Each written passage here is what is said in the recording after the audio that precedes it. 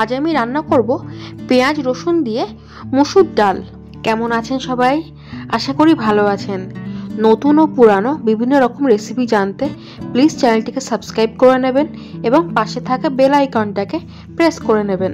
গরম ভাতের সাথে এমনভাবে রান্না করা মুসুর ডাল আর যদি সঙ্গে থাকে আলু ভর্তা বা আলু ভাজা, তাহলে তো আর কোনো কথাই হবে না।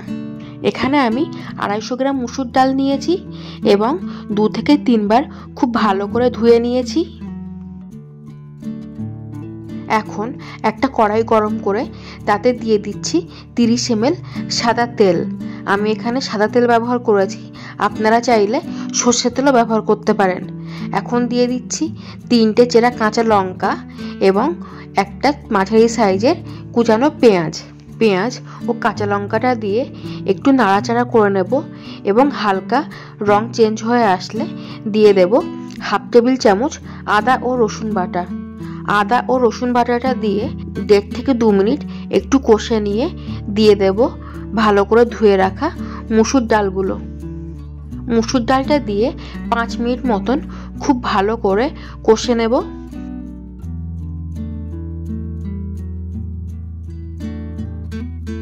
ব্যাস, ডালটা কষা হয়ে গেছে। এখন ডালটা গলার জন্য দিয়ে দেব 2 গ্লাস জল। মুসুর ডাল গলানোর জন্য প্রেসার কুকারের পরিবর্তে কড়াইতে গলিয়ে নিলে স্বাদটা বেশি ভালো আসে। ব্যাস, ডালটা খুব ভালোভাবে গলে গেছে। এখন দিয়ে দিচ্ছি 1 টেবিল চামচ লবণ আর দিয়ে দিচ্ছি 1 চা চামচ হলুদ। এই সময় মুসুর ডালটা খুব ভালো করে ঘুটে নিলে স্বাদটাও খুব ভালো আসে। এই সময় মিডিয়াম ফ্লেমে ডালটাকে আমি প্রায় 5 মিনিট মতন খুব ভালো করে ঘুটে নিয়েছি। ব্যাস, ডালটা ঘোটা হয়ে গেছে।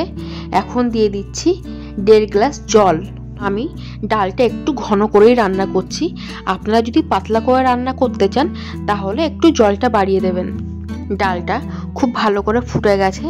এই সময় ডালটাকে একটু নেড়ে চেড়ে দিয়ে নামিয়ে রেখে দেব। এখন অন্য একটি পাত্র গরম করে দিয়ে দিচ্ছি 20 ml মতন সাদা তেল। 2টো শুকনো লঙ্কা ফোড়ন দিয়ে দিচ্ছি আর দিয়ে দিচ্ছি 1 চা চামচ সাদা জিরে। 10 থেকে 15 সেকেন্ড খুব ভালো করে নেড়ে চেড়ে নিয়ে দিয়ে দিচ্ছি 5 থেকে 6টা থেতো করা রসুনের কোয়া।